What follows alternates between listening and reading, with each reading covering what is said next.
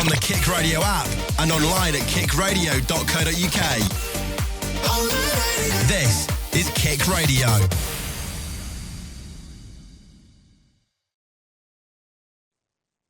Right, people, welcome back to episode 15 of the South Bank podcast. I'm joined again by Jacob and Cameron, lads. How are we all feeling today? Yeah, I'm all right. Weather's gloomy as anything. But yeah, just surviving. Just surviving. Fair enough. Cameron, yourself, mate? Oh, mate, I'll tell you what. Speaking of surviving, we were surviving at Blackburn away on Saturday. Dreadful methods of transport there, thanks to all Northwestern Railways getting cancelled. Had to get an Uber to Blackburn and back. Wasn't ideal, but always got to be done to watch the Mighty Wolves play. And luckily, the boys came through with the result. Yes, of course, we did. 2-0 victory against Blackburn on Sunday. Shame it was a 12:30 kickoff, but you know it's one of them ones. We won at the end of the day, innit? So yeah, we'll go into it. So obviously, first game playing Blackburn in how long now was it? Over since 2017 last time we played them. So No. What Sammy means is the last time we played Blackburn in the FA Cup was I think it was 1940 in the final, which Wolves won 3-0. Oh, I know. So close enough. It's before my time. Over what 60 years ago now. Mental. But yeah, obviously Blackburn hosted us at Ewood Park. Lovely fixture. We'll go into it though. Obviously Blackburn, they had their first goal, which was overturned by by a referee's decision. So I forget that there's no VAR in the FA Cup. Oh, mate, I just want to hear from you. Do you think that first goal was offside? Cameron, I'll start with you, lad. Yeah, you made the point of VAR. I was really glad to realise that there isn't VAR when I saw that going to the back of the net, because I saw the Linos flag go up pretty much straight away, and I'm there thinking in the stand, oh, here we go, time for the VAR check. They're going to give the goal, and there isn't VAR. So luckily there wasn't. Watching the replay, I see exactly why the Lino called it offside from where the linesman is standing on that side of the pitch. It does look completely offside. But when you watch the replay of the goal itself, it does look like Hwang, who's at the other end of the defensive line in the box. It does look like he is actually playing him onside. So I think realistically with VAR, that goal would have stood. So we're quite lucky in that regard. Yes, we are. Yeah, Jacob, your thoughts, mate? He's miles off, eh?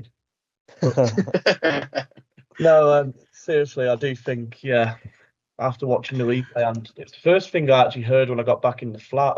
My flatmate says they scored a goal that was never offside, and I thought it looked miles off from where we were in the stands. But yeah, I think in the Premier League it'll be very tight, very, very tight call as to whether he was onside or offside.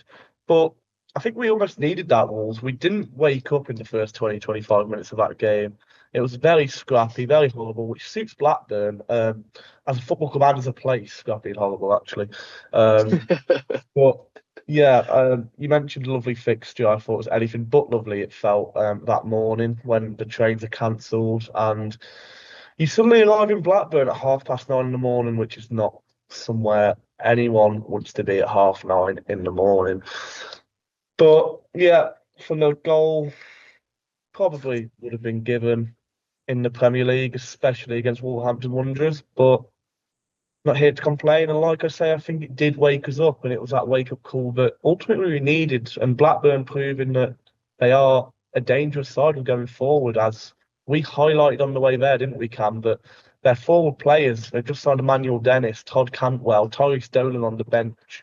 They've got players that can hurt you going forward, and I think we did a good job of neutralising that. We'll get on to a certain man in the second half when it comes to that. Yes, of course. Yeah, it's nice to see two different, quite similar but quite different opinions from you both yourselves. Obviously, watching it back home, like you said, Cam, it does look like Hwang is playing him onside, but you know, it's it is a tight one to call. It is a very tight one to call. But I can play it. It worked in our favour, so bosh in it. But yeah, so we'll move over to it's from people who I was watching the game with. It was seen as a dive, and I think the referee carried out a correct decision. Cogbo, when he runs into the box, and obviously Agbadou sticks his leg out, and it's obviously that Cogbo's calling for a pen and everything. You guys, in your own thoughts, do you think that was a pen? Do you think the ref made the correct decision? Was Agbadou, happy to actually be let off from this foul? Cam, I'll start with you, mate. Yeah, I do think the referee made the right call here. That man Agbadou was absolutely faultless on Saturday. He was a rock at the back, and where I thought some of our other defenders actually looked a bit shaky, I thought Santi Bueno had a rare bad game on Saturday. I think he looked quite timid when he got the ball in some occasions, or off it as well defensively. But that man Agbadou, wow, we're starting to run out of words for him already. An absolute revelation since we've signed him. He is immense. Like that Ivorian wall at the back is just phenomenal. I can't praise him enough. But the actual decision itself, Cogbo, I think it looks like a dive. I did see the close-up replay, and you could make the argument that Agbadou's foot just kind of like lead him to hook Cogbo and Cogbo to then fall. But I feel as if Cogbo is almost the one like using the momentum he already had to launch himself over Agbadou's leg. I don't think it was a foul. Henceforth, Lewis Smith's decision to book him for diving. So we are biased. Some people might have a different view. Jacob, you might, but I do think it was the right call. No, I don't think it's a penalty. I think he's took a heavy touch to which Agbadou's foot is out, but I think the players more made an intent to go over the foot in terms of more Agbadou going in, mistiming the tackle. I think he's seen the trail of legs and he has nowhere to go and gone over it himself, which ultimately is simulation, and that's what he got booked for. So I think very good refereeing in the end from a referee who was ultimately quite soft for most of the game, I thought. Both ways, not just two Wolves. I thought really soft both ways. But yeah, correct decision there, and I don't think it's much of a talking point. I remember BBC made a TikTok of it afterwards, and I don't think it was that ludicrous of a decision to have a TikTok made about it. I think that was very much clutching at straws. But hey ho, like I said, there was nothing else to really report in that opening half an hour. It was quite bleak. What's happened to you there, mate? Someone's knocking on my door. My light's just gone out. The fire alarm's going off. Now my lights are just... I don't know what's going on here, mate. Well, it looks like it's disaster for Jacob Jones. Whereas, luckily, all the disasters in the match then went the way of Blackburn. We were all very happy that Wolves kind of made use of all this momentum against them going the other way. And Wolves then had a quick fire double. But Sammy, I'll let you explain to the viewers how that went before you go to me. Obviously I got like Jacob said, it wasn't really an interesting game, I'll be honest. Like I think for us fans we were kind of expecting more and hoping to see more from our players and from the game, but when you're playing a championship side, it's you're not really going to expect much, are you? Like look at the Bristol City game, like we didn't really expect to see much from that, and we didn't really in the end. But yeah, after obviously couple chances from Blackburn. We go over to the first goal of the game from João Gomez, who slips it ever so slightly past the keeper. Obviously, I think it just it hits him, doesn't it? Does it go through his legs? Was it? I think it went through his legs, trickled into the back of the net after some good build up. However, I do think the keeper should have done a lot better. Personally, I don't think he should be letting that trickle in, especially as slowly as it's gone in. But the away end quite muted celebrations for that one because we couldn't really tell, let alone who scored. how it went in because it was quite blocked by the wall of bodies from the view behind the goal we had. But luckily, it went under Toth's body and off his arm and over the line. So we won't complain about that finish from João Gomez. And then, another goal followed shortly after. But Jacob, what were your thoughts on the first goal? Yeah, well, like you say, mute celebrations, and I mean, some woman had to tell me that it wasn't Cunha that actually scored, because there was me starting a Cunha chant when João Gomez had put the ball in the back of the net. But that just proves like it was a bit of a scrappy goal, but the game needed that. Wolves needed that because we weren't creating anything really early on. Yeah. But you could see what it had done for us, because immediately a great ball through by, was it Gomez with the second goal to Hwang, who holds it up and finds Cunha. It was Hwang. Agbadu played the ball to Hwang, and then Hwang played it to Cunha. Agbadu, was it? Yeah. And then it went from like Cunha to... Yeah. So, I'd say quick double whammy by Wolves. And well, I'll let Sammy introduce the goal before I get too ahead of myself, actually. That's fine, mate. Thing is, what we realise now, once we do these podcasts, we just kind of flow. So it's bish and bosh, innit? But yeah, bring it up to the second goal.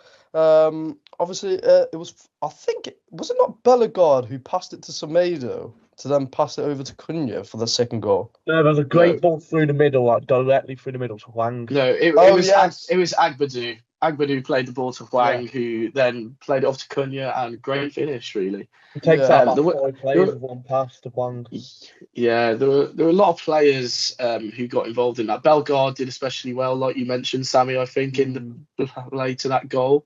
Semedo's assist, though, wow, like just casually first touch from Bellegarde, slips it through the defender's legs, and then Cunha finishing through the legs of the keeper into the far corner of the net. Just a brilliantly worked goal for Wolves, really. And I thought it really helped us assert our authority in the game, where we looked a bit under the cosh the past few minutes in the first half. That 2-goal lead, and after that, I think we really bossed it, really, in fairness.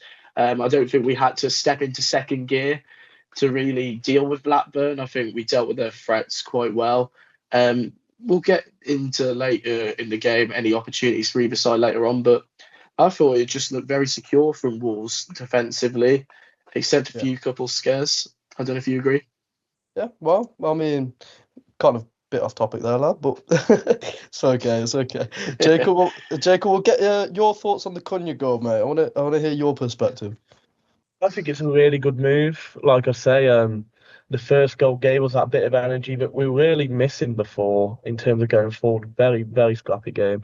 Also off topic, I've just found out it's a maintenance man who's messing around outside. So any noises in my background, any lights, I do apologise, but out of my control. So we'll let you off this time. But yeah, so a brilliant finish from Cunha. Once again, we know how good that man is in front of goal. Once he gets into that position, you are in big trouble, as he proves time and time again.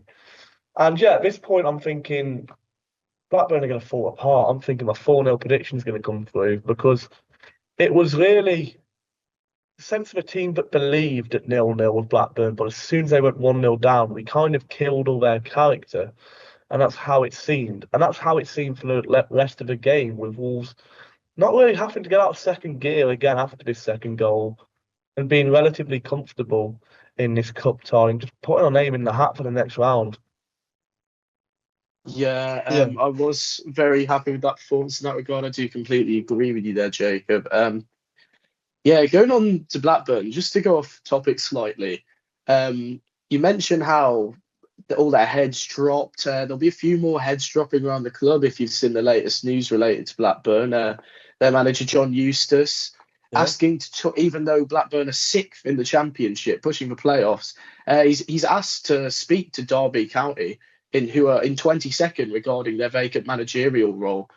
Aren't they playing this weekend as well? Oh, more fuel to the fire. I do feel sorry for Blackburn fans at the moment. Their club is being very ran poorly. You can see it in the ground. Jacob will agree with me. Almost entirely empty stands in some cases. Just a terrible attendance. Not respective of the Blackburn fans themselves. I'm sure there's good reason for it, but yeah, it's just not a great week to be a Blackburn fan, is it? No. Yeah, in all fairness, I was reading some of the comments as well on like some TikToks after the game, and you can see from some Blackburn fans like they were just agreeing with you, Cam. Obviously, it was about the owners. They're not helping the club. They're not working on the club. And it's kind of a big thing now within football because we get so many issues with the owners. Like obviously, you look at ours and Jeff Shee, Yeah, and then you look at Spurs and their owners. yeah. Like because it's the owners do need to realise they do play a big part in football. But yeah, Jacob, does it seem like you have anything to say there, mate? Yeah, so I wanted to add that it's a terrible, terrible thing in the EFL that really needs to be brought to light. The EFL fit and proper tests for owners are shambolic. I think it's Reading who have got an owner that has gone into administration with 3 football clubs before and has been deemed fit and proper to go in by the EFL. Obviously, not far from Blackburn, we saw what happened with Bury, with Bolton. Again, the Yeah. fit and proper test Awful. letting down a EFL club where we think we have it bad in the Premier League, but at least in the Premier League there are certain takeovers that are rejected.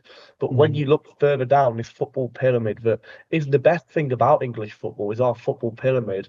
It's being let to die by the people at the very top because they're letting anyone take over these football clubs without the appropriate checks. And that's where you end up with traditional football clubs like Blackburn, original fans of the Football League have won a Premier League in such a dire state where the stadium needs renovating, where the fans aren't turning up because of the lack of investment in the club, and they're always going to be in a struggle financially. And that's probably why John Eustace wants to go to Derby, because a bit more stability there. But I just wanted to highlight the issue of the EFL fit and proper test is something that football fans, no matter who you support, should all be very much against and should be very much protesting for change. Yeah. Yeah. Got to agree with you there, man. Got to agree with you. Completely agree. I know. Oh, anyways, we're heading a tad bit off topic towards the end. But I just want to obviously I think that was it for the first half, wasn't it? And then we move over to the second half. Not really much happened in the second half, I will be honest. Besides from one man who made his FA Cup debut, Marshall Monetsi. Now, I saw when he came on, I had high hopes. I was cheering. Obviously, you saw him when seeing him on the ball. He does look a bit confident, but obviously he is a bit timid as well because this is his first game at Wolves. So we're all gonna expect this, that, and the other. But seeing him play, he holds off the ball well, and obviously. He had a strike as well from the court, from a set piece. Yeah, obviously, unfortunately, it went wide. But yeah, Marshall Monetsi's first game for Wolves. I don't think he played bad. Jacob, what do you think?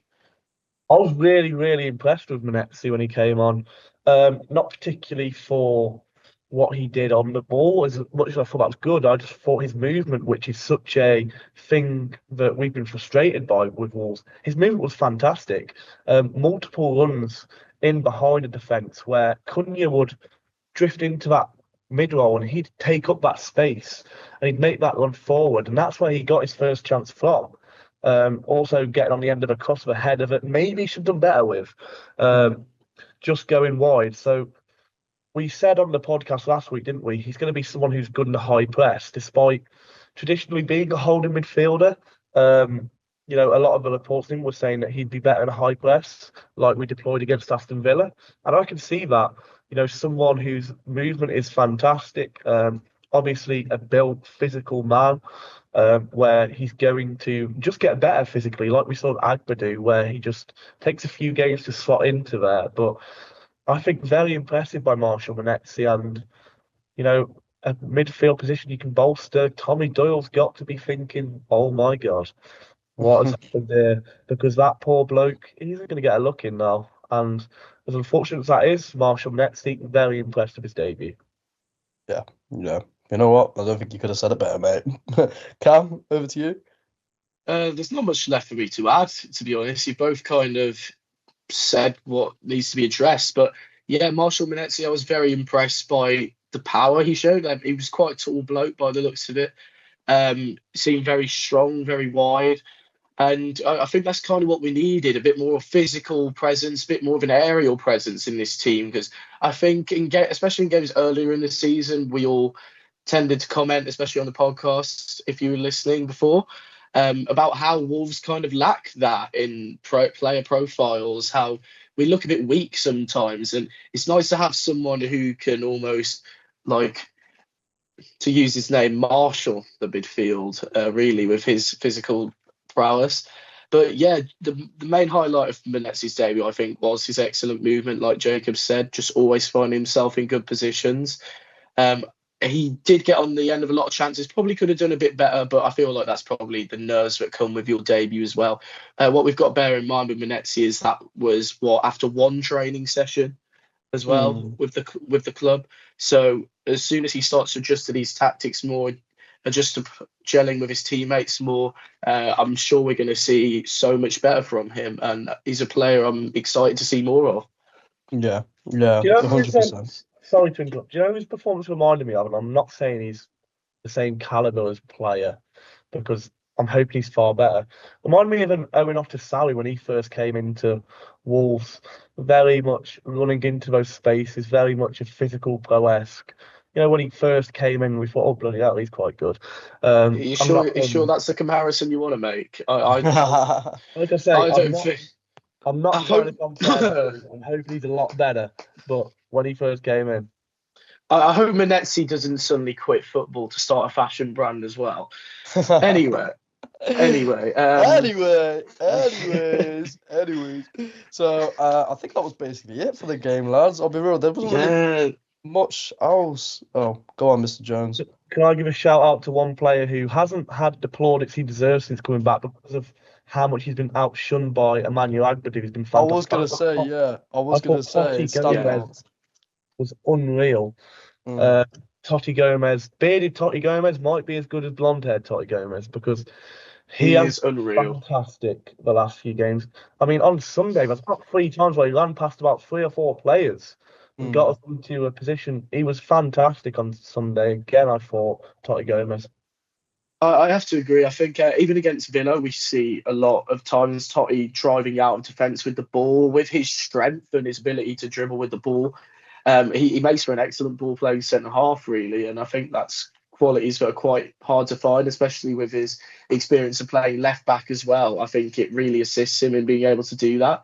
He creates a lot of goal scoring opportunities, surprisingly for us, or a lot of just attacking momentum in general. And I think having Agbadu and Santi to partner him, we just look so much stronger in defence. But to talk about the man in between the sticks, Sam Johnstone, we all know he's not as good as Jose Sarr. I don't think he's the best, but I do think he had a good game on Saturday. I think whenever he was expected to make a save, he did. There was a couple of good times where he just punched the ball away from harm when Blackburn throwing across or something. Late in the second half, probably Blackburn's last opportunity of the game, Maktar Gueye had a chance, and great save from John Stone then from like a pretty close angle at the goal. But yeah, we just secured our name in the hat for the next round, really. Although, as I'm sure you'll get onto, Sammy, the draw hasn't been the most favourable to us. Yes. Well, Jake kind of took the mark off me there. I was going to say if you had any standouts from the game, but I think Totti has kind of summed it up for us all. Obviously Cunha as well, but that's just Cunha, isn't it? Like we always talk about Cunha, we always will and always have, because that man and how he is on the ball is amazing. But yeah, like Cam said, we move into the 5th round of the FA Cup. The draws took place last night, and we have got the Cherries. Woo! Away. Yay. But I was kind of thinking about this, and the week before we do play Bournemouth away again, because we play them on the 22nd, and then the week after we play them in the FA Cup. So I'm hoping FA Cup wise we can learn and try and improve from obviously the game we have before, but given the current form, Evan Nilsson and obviously Semenyo and all these players that Bournemouth have, I don't think it's going to work in our favour, boys. But nevertheless, what are you guys' thoughts on the draw? Jacob? Could you pick a worse cup draw out of that hat? Not only are you playing an informed Bournemouth, but as someone who likes to try and go to every cup game, in case it's that 1 year, did it last year, tried to do the year before, but what a terrible draw. They'll probably give us about, 2,000 if we're lucky. Can they even give that? Um, yeah. And not to mention the absolute incredible form they're in. And one of the most impressive teams I've seen come down the Molineux in terms of structure this season when they beat us 4-2. That high press as well from Evan Nielsen, absolutely destroying us. He gave away 3 penalties, didn't we? Yeah. So, not looking forward to it. Would have preferred a Millwall or Plymouth at home or Preston at home or anyone at home, to be fair, or anyone away aside from Bournemouth. So, the one you're probably saying you don't want it to be either Bournemouth or Brighton. You got one of them. No. Unfortunately, I disagree. no, you don't want Brighton away. But we always lose to them, and I'm not expecting more in both I'm going to contrast you a bit there, Jacob. I don't think that's actually the worst draw we could have got. I think even though it's away, I think it's a much better draw than City or Newcastle away. Those are the two I did not want because you do not win at those stadiums away, really. Don't get me wrong, I'm not expecting anything from the Bournemouth game. But like Sammy said, we do play them the week before. And I think, not being funny, I think we owe Bournemouth one anyway. So I feel like we will actually get a result out of either the Premier League or the FA Cup game. And if I were to choose between the two, would I be crazy to say I'd rather us win the FA Cup one? Yeah, probably. Maybe. Yeah. Maybe, but I would like to see a good cup run this year, make this season feel a little better. But like you said, I just think it's worse for the fans, this draw, more than anything. Whereas if we were going to one of the other stadiums where we get big allocation, as you do with the FA Cup, Bournemouth, you only get about 3 tickets for your whole fan base. So it's not very good when you combine with the travel. One thing I also wanted to address is it looks like this fixture is going to have to be played on the Friday night as well, because the only 3 fixtures were eligible to be played on the Friday night. And the other 2 were Burnley versus Preston, which is a derby, and Millwall versus Palace, which is a derby. So they are both going to end up as the early kickoffs, probably. So that does also mean that Wolves will probably be travelling to the South Coast on the Friday. So that's just not great, really, having to go all that way. Long trains, long travel, and about 5 people going. Not really great for a cup fixture.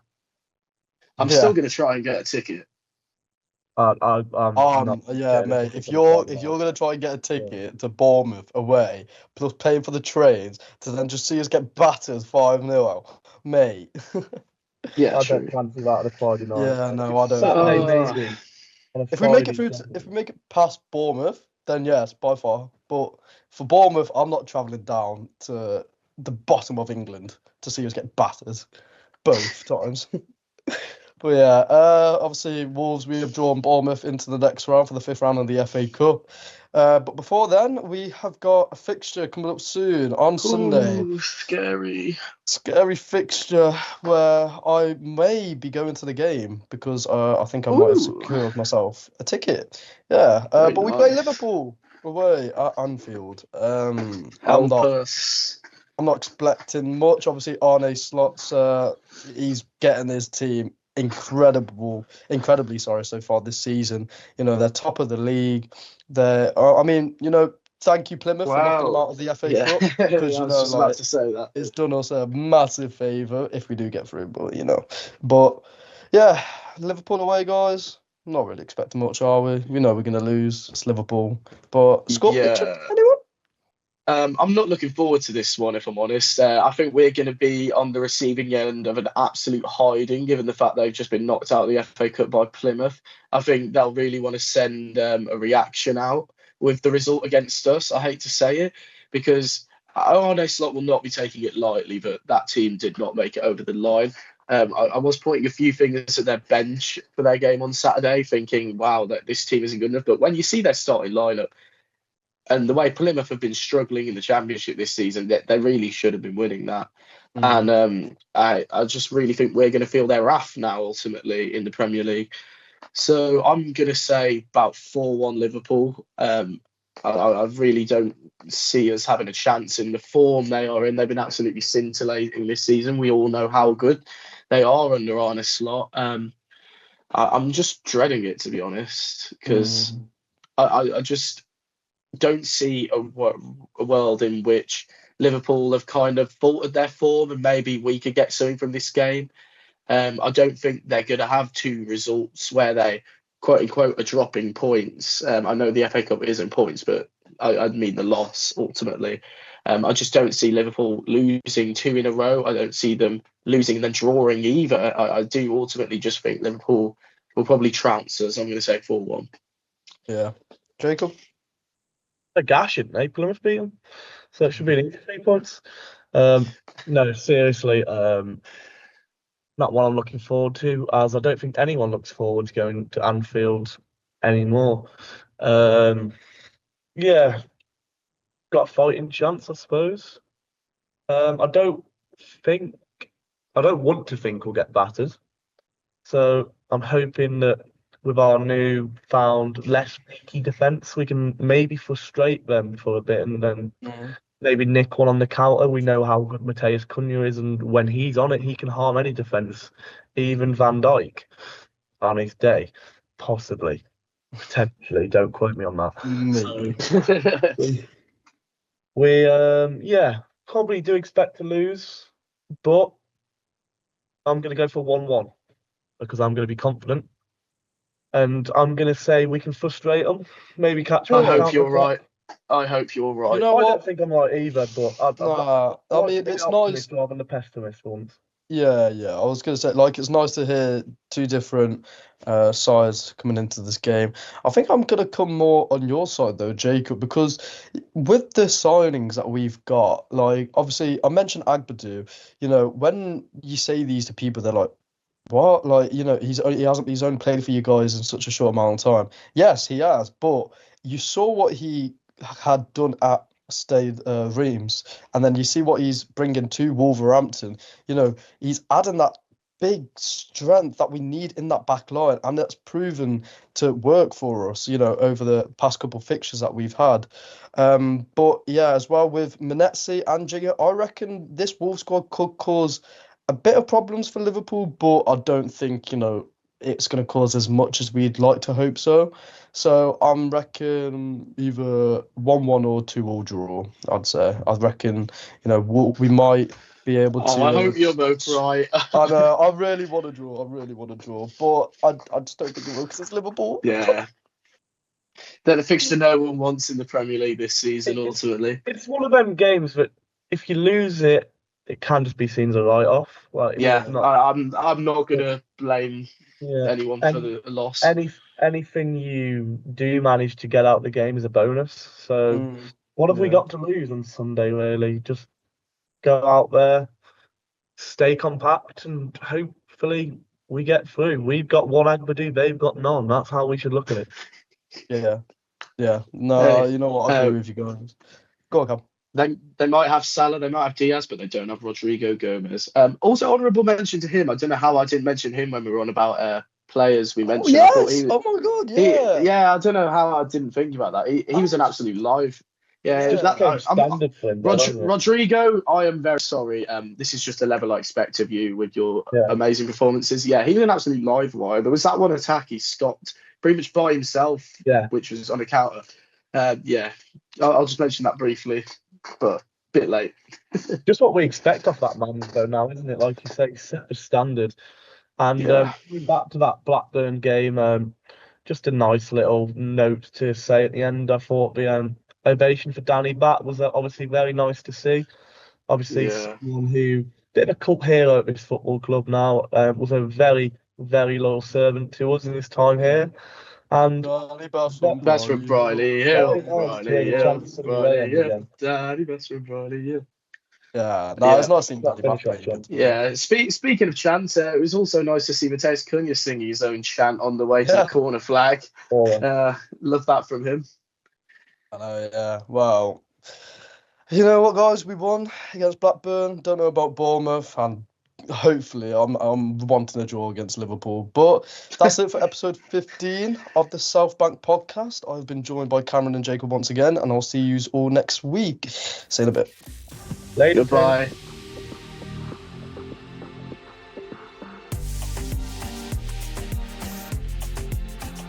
The voice of a new generation. This is Kick Radio.